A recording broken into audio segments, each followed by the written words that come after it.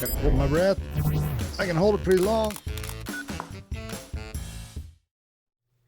Hey there, everybody. Welcome. I'm Chris Woolley, and we're in for another episode of Let's Develop. So, I'm going to be your host. If this is your first time joining us, welcome. This is a bi weekly webinar series brought to you by American Color Imaging. And basically, we reach out and find the coolest photographers, and they share information with us.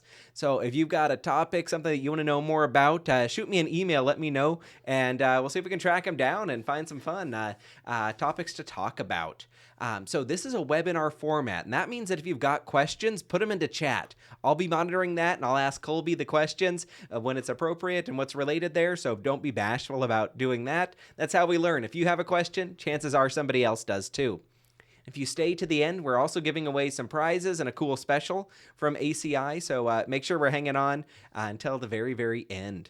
All right, so what are we looking at today? Well, this is the webinar series that we have, so thank you for joining us, and a big shout out to American Color Imaging. If you did miss the last episode that we have, check it out. The replay is live. You can go to acilab.com/let's-develop. Dana Rose was on talking finding your perspective in Photoshop. And she had some crazy cool techniques. You're going to want to check those out because she knows her stuff. Like that jacket that she's wearing, she didn't get that one by accident at all. So you can see that replay as well as all the others that we've done up on ACI's website. So be sure to check them out. All right, so now what we're waiting for, let's get into Colby, because he is the man. So he's a full-time professional photographer whose work revolves around advertising photography and videography for business and individuals, and he's in Knoxville, Tennessee. So he got into architectural photography in his 20s, and that was back in the days of film and doing aerial photography by, camera swinging on a tall painter's pole. Photographs for realtors, went into rental cabin companies and the Smokies, and is now primarily photographing for hotels, resorts, architects, and businesses who want to use their images in their marketing. He's got his master's, he's got his craftsman, and he earned his master's doing architectural work too. Definitely knows his stuff. He's got his CPP, and he's a certified drone photographer. Whew, that's a whole bunch of information. But very, very qualified and super nice guy, my friend Colby. So, Colby, what have you got for us today? So we're going to go from stem to stern, going through the how to photograph architecture. So what I'm going to do is start out. Here's my website. If anybody has any questions or anything that I could help with, it does have a services page. It has my different services. Right here is architecture. If you do have any questions or anything you'd like to follow up with that, feel free to reach out. That's the great thing of our photographic community is there are so many people sharing, and I've been given so much from people like Chris. He's really helped me out in my business, especially at a hard time during COVID. He really helped me, him and a lot of other people, but he was one of the people that they had suggested me reach out to. So equipment, a lot of people are always ask, what kind of equipment do you use for any type of shoot? And we're going to review a lot of that and then talk about technique as we go. As you can see, that is a pretty tight setup. What I do is usually hold the tripod over my shoulder, and around my back I sling that bag. Looking at this, we're going to be going into the different details of that, but the bag here is a tripod bag. It's and you can get the dimensions. I got this a long time ago. They're strong as can be. All of a sudden the zipper went out because I put too much in there, and I'll talk to you about what I have in there. I also have my name on everything that I've got. If you notice, you'll see it in a lot of the pictures of my equipment. If you have any questions, feel free to put them up there with Chris. He'll reach out to me as we can. Looking also my equipment, I sort of lied. I think that every photographer, when they say, oh, just one more, usually there's one or two or three more after that shots. Guilty. An aspect, yeah, exactly. Especially, oh, just one more shot. So one other piece of equipment that we're not going to get into a lot is drones. If you work and do a lot of real estate photography, drones will get you a different perspective and get you a lot more of the market share. And when I say real estate photography, mainly what I'm going to be working on are like homes, quick and agile type of shoots. Nothing real big cathedrals and anything like that. This will be centered around like homes, businesses, resorts, hotels. Generally not the bigger rooms, but that is something to look into as well. But in that little bag, I have a lot of equipment and there's space to spare in there. Up here, you can see that I've got the bag. I usually carry 2 lights. And if we go back to the other one, you'll notice that I have 1 light on the camera. So 2 in the bag, 1 on the camera, gives me 4 light sources. The other light source is ambient or whatever light happens to be in the room or outside or wherever I am. So I have 4 different light sources. 3 of them are more controllable than others.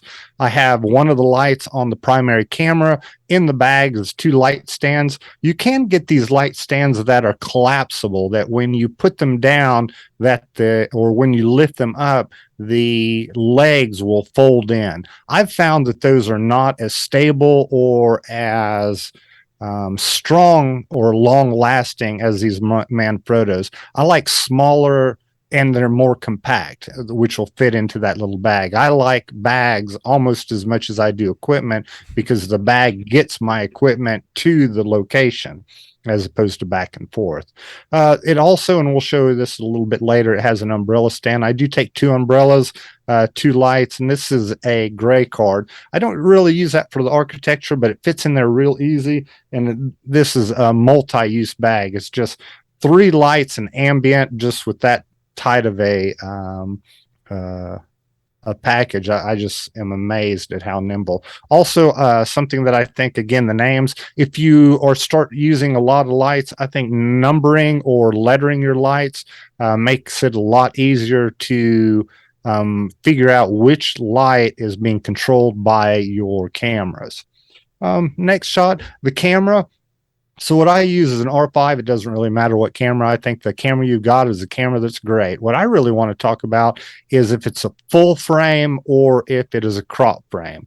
Crop frames are fabulous in so many ways, and I think they're given a lot of people turn their nose up at them because, oh, they're not as expensive, and because of expense, therefore quality and value.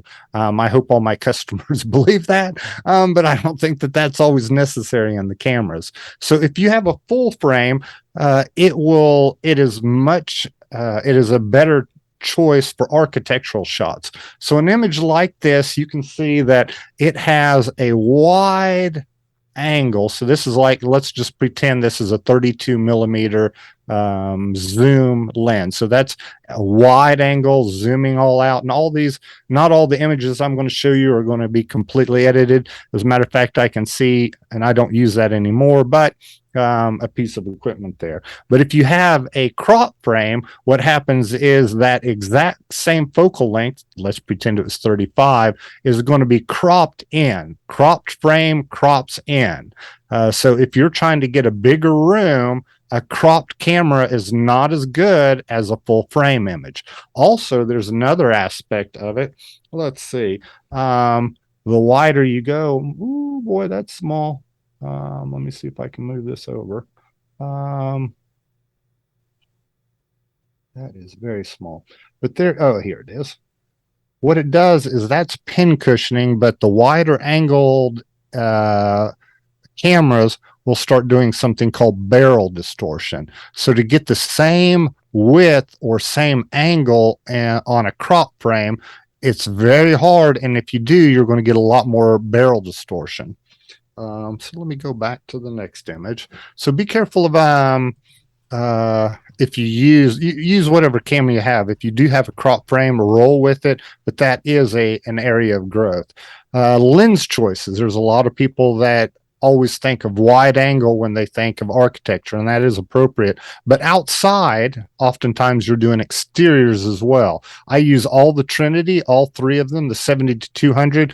Typically when I'm doing that is the client is asking for images of the view. And if it's a far view, they want it to look fabulous, and I'll zoom into the view and pull it in. Also, I can isolate the background better, or the whatever's behind the property if I have the ability to move backwards. Whenever I'm doing exteriors, I do try to zoom in as much as I can to allowing enough space around the property. But by zooming in, what I can do is look around the property and exclude uh, different elements around. An example is in Sevier County, there are all these cabins. The cabins are right next to each other. If I zoom in on it, it's easier for me to exclude the house on the left or the right, or put something behind the property. So, believe it or not, zoom images are very appropriate when it comes to architectural photography, especially if you're trying to tell a story or tell a version of a story. Next lens that I use is a 24 to 70. I used to use that all the time. I learned really a wide angle. Then I use 24 to 70. Now I use 70 to 200 all the time. Just depends on what you're using. This is sort of in between the two extremes. The next one is obviously the wide angle. Wide angle is what I'd be using interior. That's a 15 to 35. Whatever you have, just roll with what you've got. That might be an area of growth to consider. As you go through. Also, this is a type of photography that a lot of people, you do need to use a tripod. That is just a real must. There's a lot of types of photography that you can do handheld. There are a lot less options if you don't use them, or it becomes much more difficult, not only to frame it, but also to actually photograph it. When looking at a tripod, especially for architectural photography, one real important aspect is that it's very easy to move up or move down. Whatever is closing the legs that you have in there, you want to be very facile with it and be able to move it further up or further down. Most of my shots when I'm doing architectural photography will be around waist high. If there are flat surfaces that I am not wanting to really push, an example is if I'm photographing a kitchen and it is an ugly countertops, I might want to shoot it from a lower angle so that I see less of that flat surface. If it's all of a sudden granite and it's looking fabulous, then I'll raise it so that I can see that flat surface more effectively. Obviously, you're going to be moving it up and down to see over different objects. And examples in a living room with a fireplace and you're behind the couch, you're going to have to lift it high enough to overcome that couch. So moving it up and down, I'm doing that about at every single shot, ranging typically from my waist, very commonly, to about my chest. Those are very common, not very often very high, rarely lower. I might go lower if there is an exterior shot and the yard looks horrible. An example, as I mentioned, the lower you go, the less flat surfaces will show up that are, parallel to the ground. I guess I should point that out. Ball head is I use the pistol grip. I'll have to say that is not typical. That's a very controversial choice. But I don't care. It works very effective for me. And with the type of architecture that I used to do, it was really run and gun. I would go into a house and in about 45 minutes to an hour, I'd be done with it. Now it's taking much longer, and I've just become facile with the pistol grip. Something that would be more classic choice for architecture would be something where each of those knobs you can move, and it is going to change each of those axes separately. That is much more slow, and I know some architectural photographers that can make that thing sing because it does do quick shifts of movements, or it can do minor shifts. If you'll notice at the top of this, it's got a bubble right there so that it's working on the top of the camera, or the camera being as level as possible. And it's very important that your camera be in interiors even more so than exteriors, as parallel the lens to the ground. You don't want to be pointing up, pointing down. Right there, you can see on mine, it has the little bubble right there on the pistol grip. And then you can also buy one that goes into your hot shoe. There are some real challenges with that, in that you can't use flash, which we'll be talking about some of the value of that. I'm going to be running through a lot of this, and if you want to reverse and review these again, that's the value of having a video. So if I'm going quick, just reverse. The replay will be What live you next don't week. Okay, great. So what you don't want to do is to have the lens pointed up. And examples, whenever you point up, very common if the house is up on a hill or it is a tall building and you're too close. Things like that create something that is a keystoning. If you can tell, this and that does not look very realistic. What would have been better is if I had gone parallel to the ground as opposed to pointing up.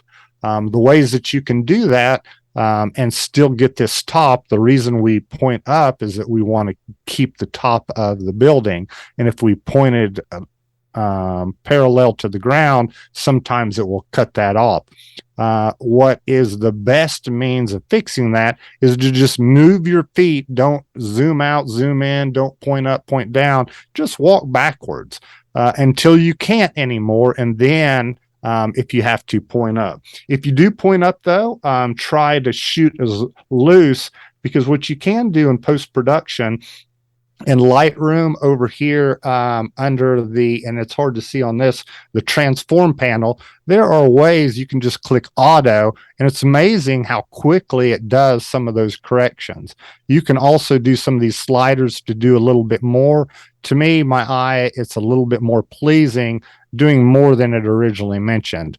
Over here, you'll notice that it would be good to have the extra space, because as you can see, part of the area where the image is not showing up has just sort of, there's no image there. You can click this little button right there, and then it will crop to the size that you've got. Obviously, there's a distracting element there that you could take out. I'm doing some extreme editing in here. So again, generally, I feel like a little bit more nuanced is very helpful, or I like nuanced everything. I don't want to hit anybody over the head with something, but that's just my style. You don't have to have that style. Also, you don't want to have it pointed down. Again, you want it level. In our more modern cameras, they have the level in the back of the camera, and I'll have to say that is something that I'm starting to use more and more. It's just really easy to see the bubble on here, and quite frankly, I've just used it so much that that's my go-to. But I'm trying to teach myself to use the camera more effectively, at least in that respect. Let's see. Going on to the next slide, settings. These are typically settings that I will be working with on exterior. Some of these are way off. But if you look over here, F16 is my go-to. F16 gives me a wide depth of field when I'm photographing. ISO, I try to have it as low as possible, and because I'm on a tripod, I can have a shutter speed that will give an exposure about where I want. Obviously, you can see the exposure here. I do set the color balance for my exteriors to match whatever is happening, either sun, clouds, or wouldn't be shade. Oftentimes, I am shooting at dusk or dawn, so there's some interesting aspects of that. My autofocus is on not the dot, but a little bit out of that. I forgot the name of that. But whenever I'm choosing my focal point, I'm choosing the front of the building. What that'll do is in front of the building, a third will be in focus, 2/3 behind, and I want that additional focus behind, because more of the building will be behind wherever I put the focal distance. If you want to learn more about that, I think it's hyperfocal distance. One thing that I do not do that's on here is this rapid fire. Usually I'm setting it to a timer, and then I click it, and then it waits a while and then takes a shot, because there is some lack of sharpness by pushing it. And if you're doing different settings, it may have more exaggerated challenges around that.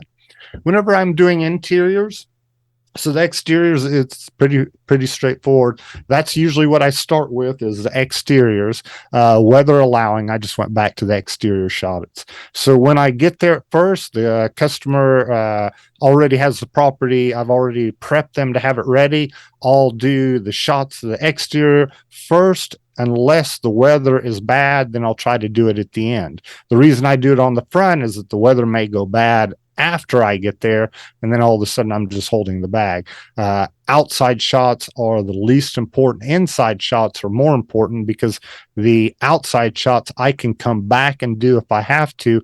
Interior shots have to be gotten the first time because your client does not want to let you back into the property to fix what you messed up. Interior shots, the two that I always am setting is F8. It gives me enough depth of field for most internet work, which is what most of my clients are looking for. I always start with ISO 400. That gives me a latitude of not only increasing it to make the images brighter, but it also allows me to decrease it to make them darker and not really having to change my other settings. The shutter speed, what I first do is I look in the room and I say, hey, are there any windows that I really like that I would like to see what's outside? At that point, I just change the shutter speed until the exposure only on the outside looks good so that if I want to pull that element from an image, I can pull it out.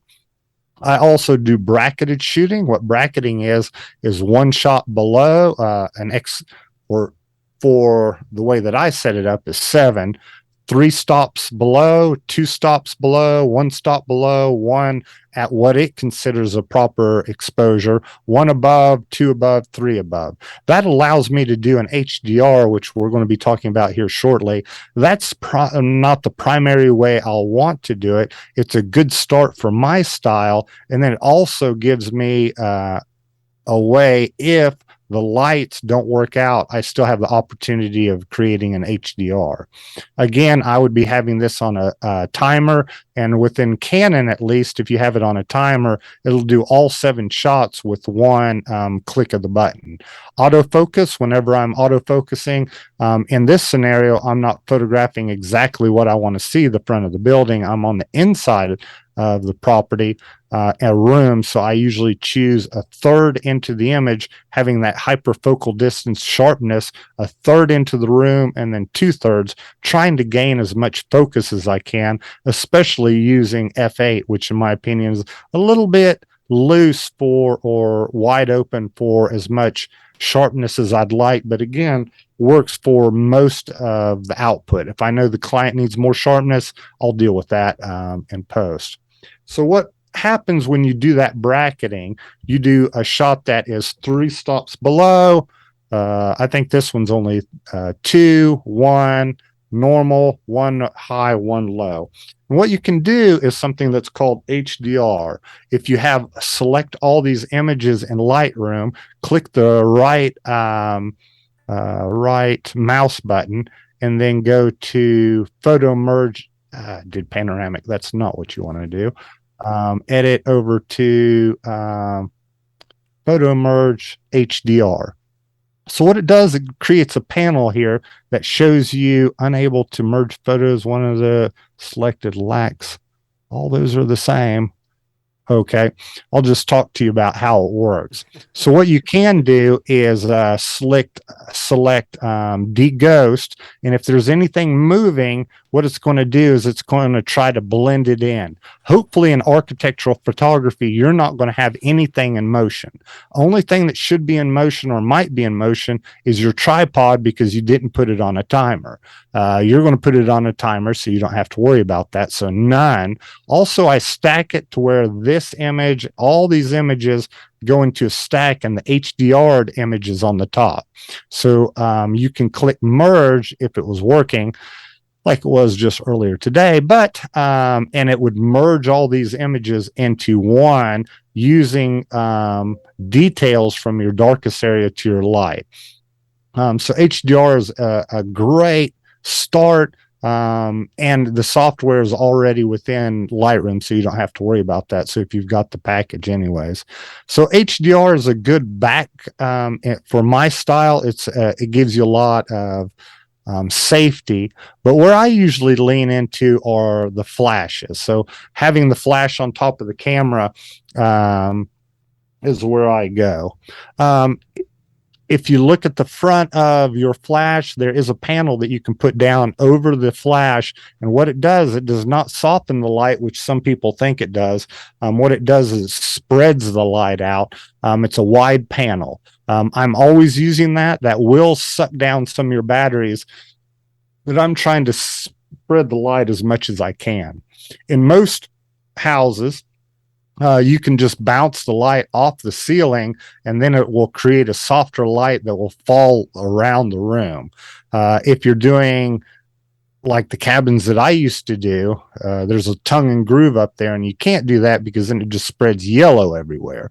But for most traditional houses with a traditional ceiling, you can bounce that off.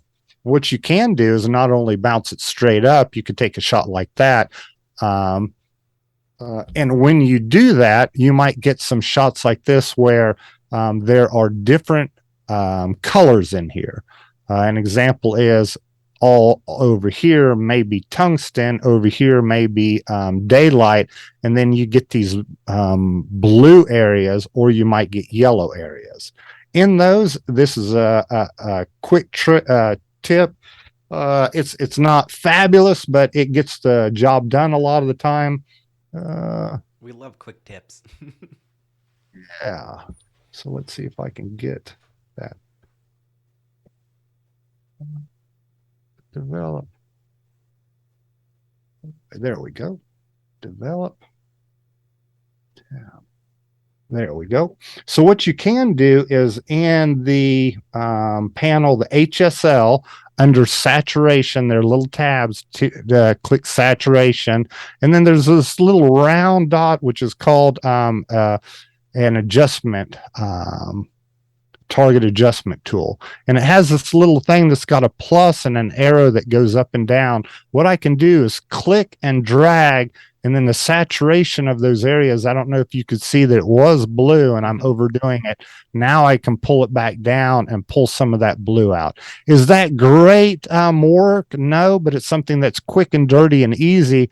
It will affect the blues in the rest of the room, so you have to worry about that. But it is a way that you can quickly change some of the color balance. There are other ways that you could do that with the selection tool up here with the masking, but we're not going to dive too much into that. What I'm trying to do is mainly spur you to think of things and then to explore them more deeply. So don't look at this as teaching you everything. This is to get you to think about things. So what you can also do is to bounce it off of this ceiling and then brighten this part of the room. And then you could point it on that side, brighten that part of the room. And then you have an image that's real bright over here, bright over here. Obviously, it'd be bright over here and dark over there.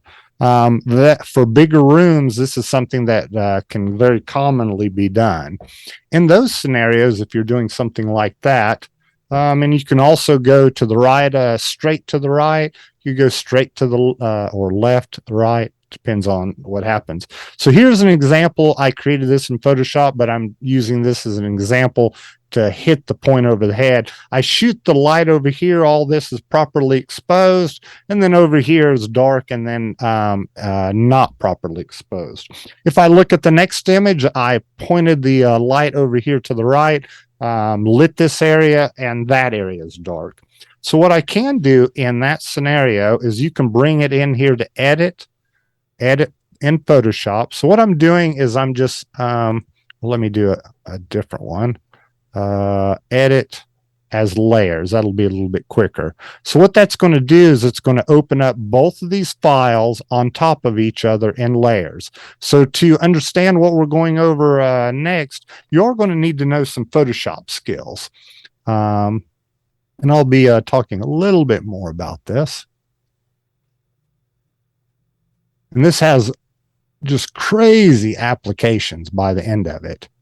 So this is the image that's got the dark. We lit this side, and there's a layer up here. You can't see anything underneath this. There's an eyeball. I'm going to poke the eyeball. So now I can't see what's on this layer. This layer is the opposite, to where you have lit this side. It was dark on that side. Now I'm going to put the eye back on. Now you can see the other. So one layer has the light on this side. The other side has the light on this one.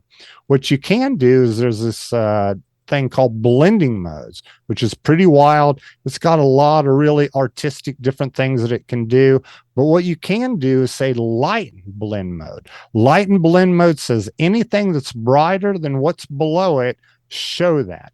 You can see the line right there. And that's the challenge with this type of lighting one side, lighting the other, having them in layers. This light and blend mode is wonderful, but there are going to be some dark and bright areas. So if you do know how to mask, what you can do is mask some of these layers. Again, this is not a Photoshop class, but what I'm trying to do is those who know Photoshop to give you a couple ideas that may spur you into working that into your workflow or whatever you're doing. So what you can do is if you don't want to do all the Photoshop work, what you could do is spend more money and get more flashes. So instead of just lighting over here or just lighting over here, I can have 3 different lights. And if you remember, that bag has exactly that, 3 different lights. And it's amazing how much work can be done with 3 different lights. Again, from here, I've got one bouncing off the ceiling, creating that really nice overall look. And then I've got over here, it's brightening this area and brightening this area. The truth is I oftentimes cross them, have this one pointing over here, this one pointing over there. I was just trying to take these pictures for this, but that for my sensibilities work.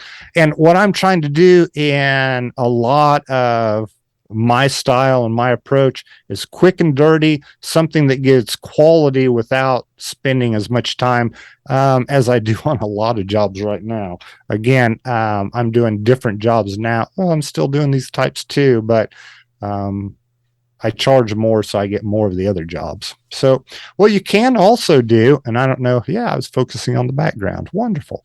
You can also bring in,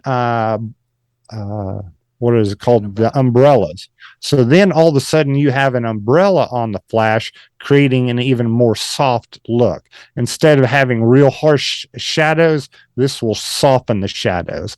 And then if I'm using the umbrellas, I start moving them further and further away from the camera. I still use the on-camera flash, and then I will drag my shutter. Again, I've got my aperture at f8, my ISO, if I can maintain it, at 400, and then I could raise or lower the shutter speed for ambient. But actually, I've already set it for the window. Once I set it for the window, I generally don't move the camera settings. I only light the interior with these lights, if that makes sense. So first you set the window with your aperture, shutter speed, and ISO, light the rest of the room with your lights. And then this is a way that you can get it all done in one shot, except for reflections and windows. So you have to keep an eye on that. When you're doing this style, watch for those reflections. While you buy these bracket, yeah, to hold the flash. This what I'm bringing right there. That's perfect. Okay, great. I love when the question is what my next slide is. I feel like, oh, it's actually working. So on this one, what I do want is an umbrella bracket. I have to say, I think this is a Manfrotto. This is one that I like because it can take a beating. With my equipment, not only do I want it to be functional, but I want it to take a beating. That's one of the values that I think of these flashes. If you use Canon, I'm assuming with Nikon or any of the other ones, I cannot tell you how many times these flashes on these light stands have fallen. Just again and again and again. I had one at the top of the steps. It fell down the steps, and then all of a sudden I picked it up, put it on my camera and it worked fine. And the client was just astonished. I was praying at the moment. But now I've got PPA insurance. At that point, I didn't. But you do want the stand usually does not have the umbrella stand, and then it oftentimes doesn't have the hot shoe mount that connects the camera to the umbrella adapter. So keep an eye on those. As in the exact model, I'm not sure which one, but I've used a lot of other ones besides the one on this picture, and I've not found them as strongly built. Okay. So we're going to talk about some other things. This is a job. If you'll notice, there's a lot of distracting elements. In Photoshop, I don't mind, depending on the client, to remove those. An example is if they're selling this building, you cannot remove it because that can be considered fraud. Not that I'm a lawyer, but I will have a discussion with a client saying, hey, these are things that you may want to consider, consult a lawyer. If it's something that is more for, hey, this is where we're at, or if it's for advertising, I don't mind to Photoshop it to death. All these little things will be just taken out. That will be taken out, all this. And it's amazing if you outsource your editing, they will do anything. ReTouchUp will do anything you want to it for $10. It's crazy how much work they'll save. $10. It's ridiculous. But what I do want to show with this particular image is another feature that's a little bit more recent in Photoshop is the sky replacement tool. This is just absolute magic, especially with a lot of architecture. I'm trying to shoot at dusk and dawn, before the sun comes up and after the sun sets. That's where I'm going to be doing a lot of my photography. But if you're doing a lot of this, you're just trying to get it any time. And examples, when I was doing in Sevier County, there was you could only get there after people checked out at 11, and then you had to have it done before 3 during checkout. So if you don't like the sky, it's not what you're looking for, go to edit and go down to replace sky. I just clicked it a second ago. Right there it is. And then this dialog box, which is opening, I've got multiple monitors show up. And look at how well that extracted all that. I am amazed. Is it perfect? No. But for a 2-click system, I think that's just outlandish. So if you're wanting to learn more of this again, edit, replace sky, I'm sure YouTube has, and probably this a lot. You can also pick different types of skies. No, I didn't like that one. I want this one over here. They've got a lot of, you can shift the edge. There's a lot of different options on this, but that replace sky is magic, and that's relatively new. Definitely take advantage of that. I'm amazed by it. Also, if you look at properties and you can see a little bit of a fireplace in there, let's pretend it doesn't have any fire. You can also edit and go down to open as layers in Photoshop. And I don't always use that setting. A lot of the times, what that'll do is it'll flatten any of these images. If you look, it takes a second for this to happen. This image right here had multiple layers. Whenever you open multiple, this original image had multiple layers, and it's flattened that image. But this image is on there as well. So I'm going to move this one up. That's the fire. What you can do is you can put a fire in the fireplace. So it's good when you get a photograph, and it's probably going to be the highlights are going to be the fire. The black is around the back. What you can do is just move that over the fireplace. And then again, if you don't understand layers, learn layers. It's crazy how powerful they are. If you don't know masks, that's the next thing to learn. It is amazing how much power it has. And then the third thing that I usually suggest people to learn are these blending modes, because it's crazy what these Photoshop is just magic. Screen, and look what I've done in just 2 or 3 clicks. I've created a fire in a fireplace that you're just not going to be able to photograph. Obviously, we don't want all this area down here on fire, and it's a little bit big. That's where you would use the mask. What you could do is just black, white reveals, black conceals. So paint with black. What I could do is get rid of some of that fire that we don't want in there. I just think that's amazing. Boom, because I have many, many, many clients asking for a fire to be put into the fireplace. And it's not easy to photograph. It is super easy to Photoshop.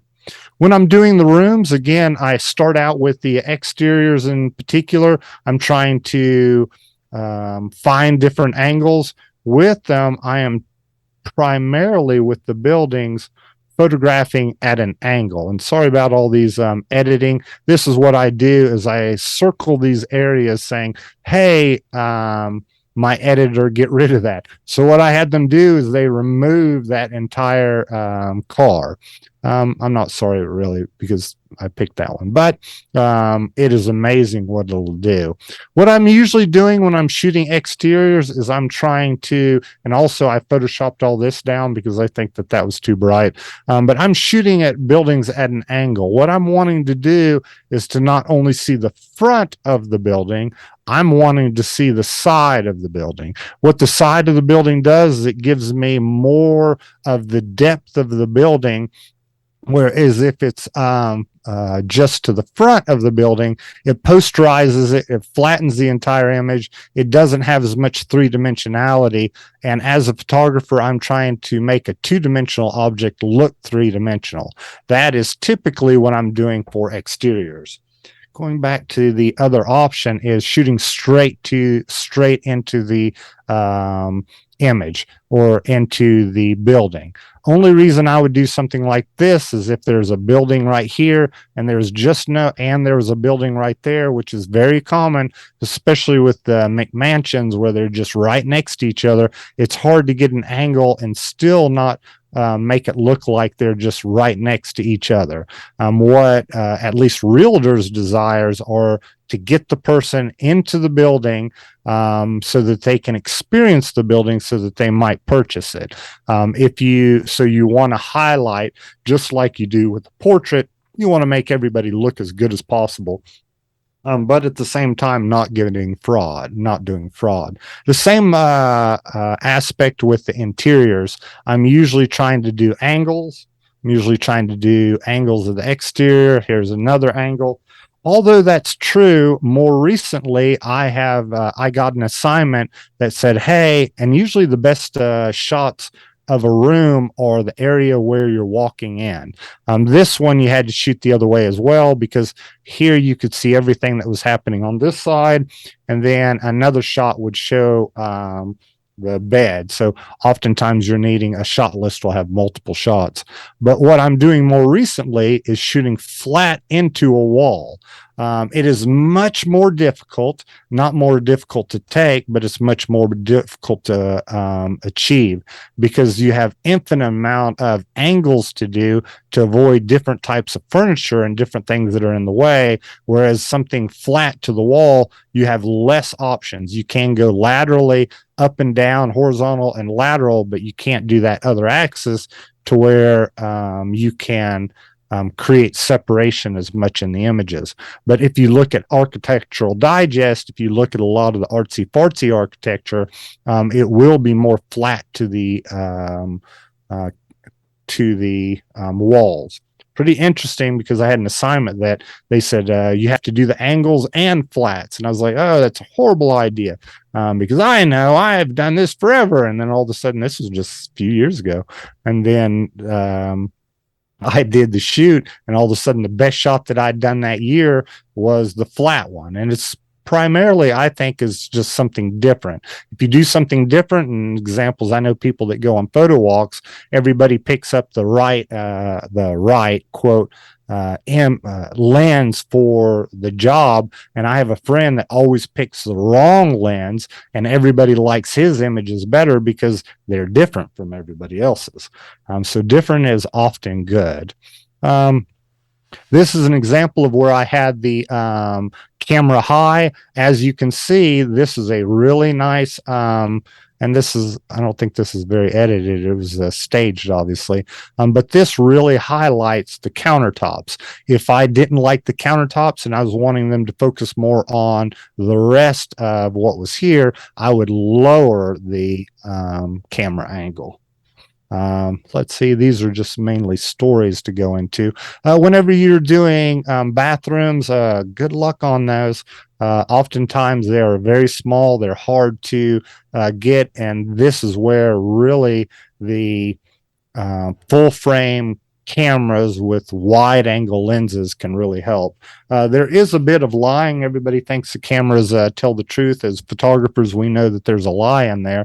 Oftentimes, the wider the angle you go, there's an ethical aspect of it, is that it makes it look like a bigger room. So there's some interesting aspects of that. Anything oftentimes it's white, what is it called? Paper towels, I'll remove those. Trash cans, I remove. There are some people whose sensibilities are you don't photograph a bathroom, a toilet. I'll have to say I've just shot too many really tight bathrooms and don't feel like that is always a possibility, because I'm needing a shot at least one or two of every single room, at least one. This is more straight to the camera as well. This is one of the images that I shot. I don't think this is the final. I know it's not the final, but this is one that I think I got a loan on this back in the day when there was something called loan. And I know it's not because this lights out and I put that light back in. But this does show a different angle straight into the wall as opposed to an angle. Again, generally considered a little bit more of an artsy-fartsy shot. Nothing against artsy-fartsy. And you can see some of this. If this was a marketing shot, I wouldn't think twice about removing that or these.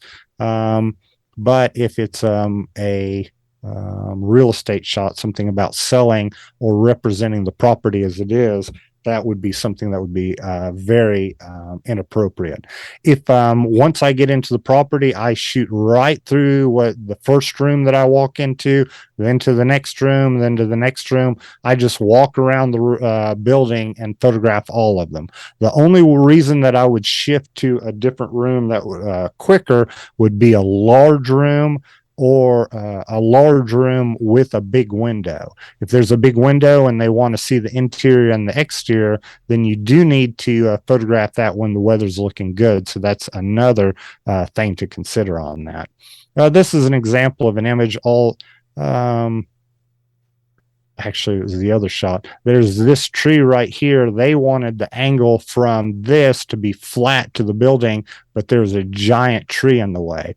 I sent it off to retouch up, and then they just removed it. It was amazing. But if you were doing something that was more architectural, that they're selling it, then you could not do that type of ethically, or at least I don't think you can. This is a little bit high. If you notice, there's a lot of ceiling. Oftentimes with architectural shots, depending on the height that you go, there may be too much ceiling or there may be too much below.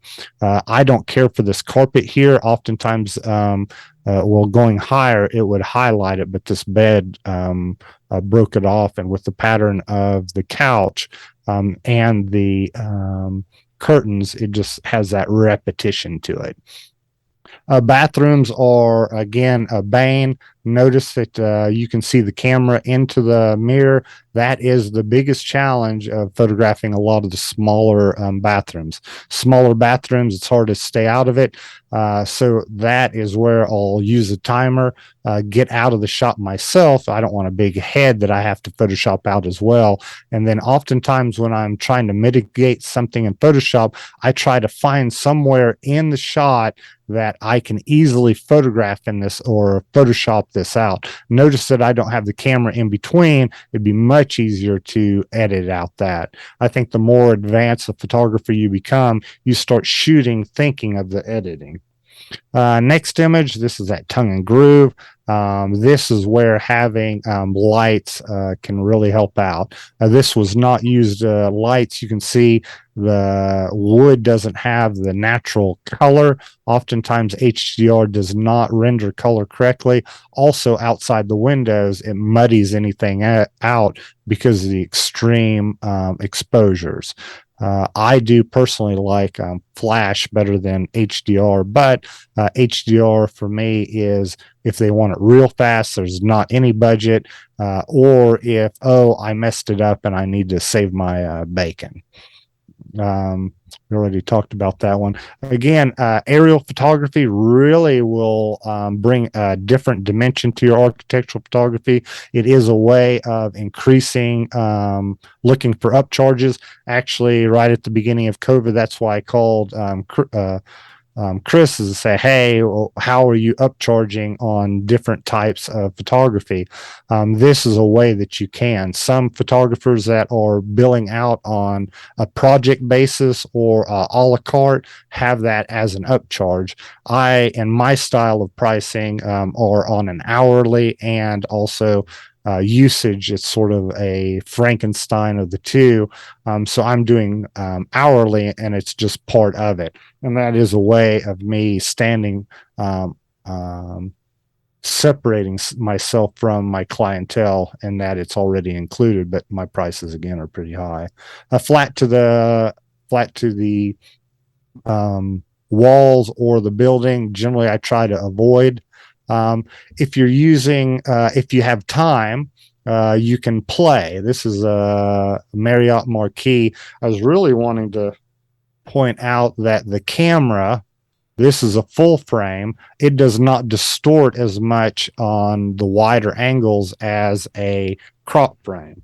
And then if you are using a wide angle lens, it will have more barrel distortion with a crop frame trying to create the same focal length. Um, I am at the point now that I'm trying to use what I perceived as weaknesses as strengths. And I've been trying to do that for quite a while. This is an example of one of those. This was a crop frame image that a version of it got a 99 at my state. It's another loan. What I was told was this little dot right there that I can't not look at anymore kept me from getting 100. And what this is I had it racked out at 10 on a crop frame, and these are flat walkways that with this distortion and pointing up created a more artistic look than what a more conventional full frame normal lens would do. Let's see what else. Using the same thing. This is a shot that I didn't take. I was shooting from the other side. I was trying to show that the hotel was on next to the highway.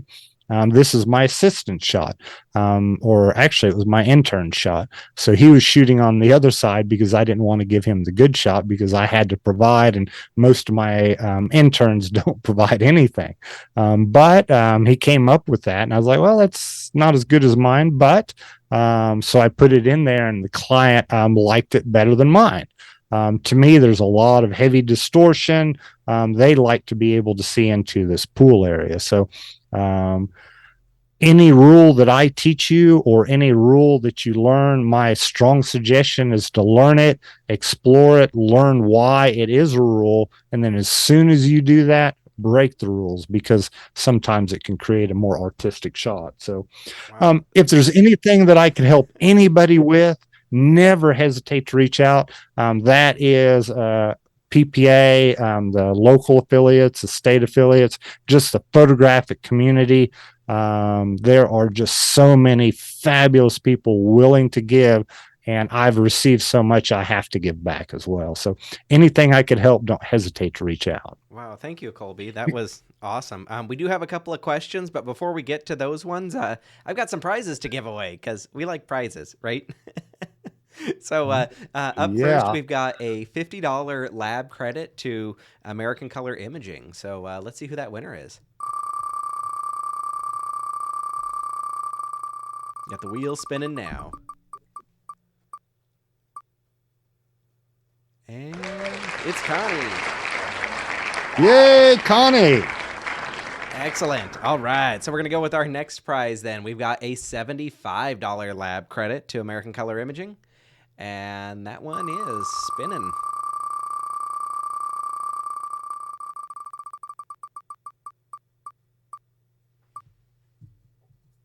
And that's Carrie. Congratulations, Carrie. Awesome. All right. Now we've got our grand prize on here, a $100 lab credit to ACI. We'll see who's winning that one.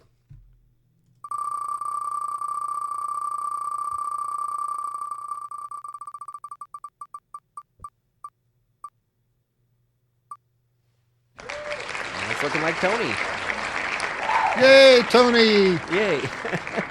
Awesome. So if you didn't win, there's still something you can get. ACI's got a special for us. You can get 25% off of a fleece blanket. So this is something custom photo printed. I really like the soft touch fleece. I think it's extra kind of fun. Makes a great client gift or have a novelty product that you can add in. So here's the special on there. I'll also email you out the code. Do want to let you know about the upcoming webinar too. We have Renee Gage with B, Finding Your Path. So a little bit more on the inspirational side. Should be super cool. And we got a question about this earlier. How can you be a guest on here? Or if you have an idea for somebody else to be a guest, email me. My email address, hello@cwoolley.com, so that we can connect and start doing that. All right. So, Colby, we're back at you here.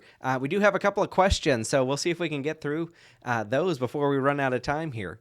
Michael wants to know, do you ever use a gradient and a marquee selection for doing sky replacement? Now that Photoshop has such a strong tool, not at all. I have in the past. I used to in the past quite a bit. If you had a raw image, it's amazing.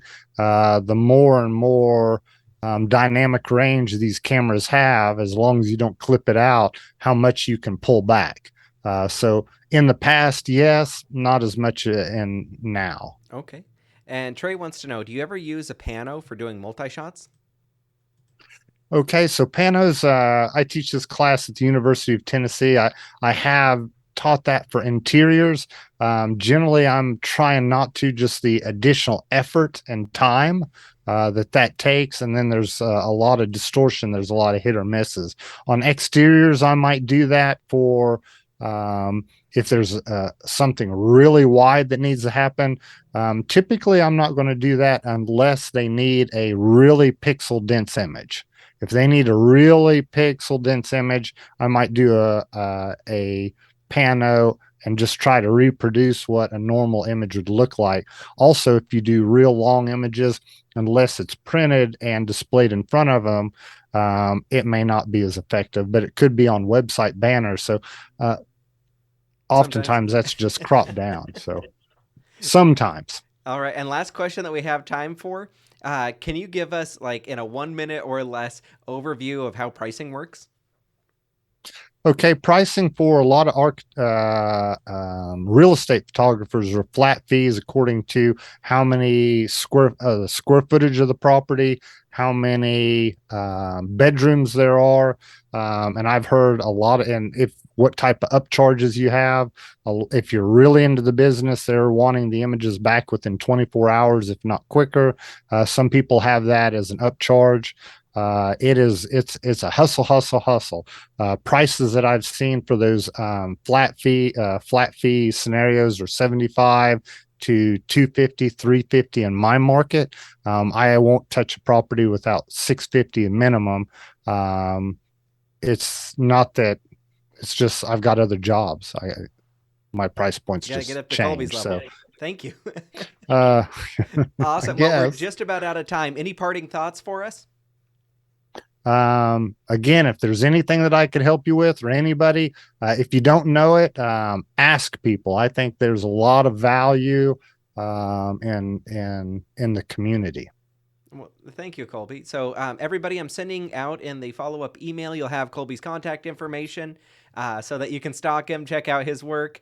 And if you need to email him, it's in there too. All right. Well, that's Mhm. officially a wrap for tonight, everybody. Thank you so much, Colby, for joining us. And thank you, everybody, for tuning in and watching and participating. This was a fun episode, getting lots of great comments in the chat. So thanks, everyone. Thank you, Chris.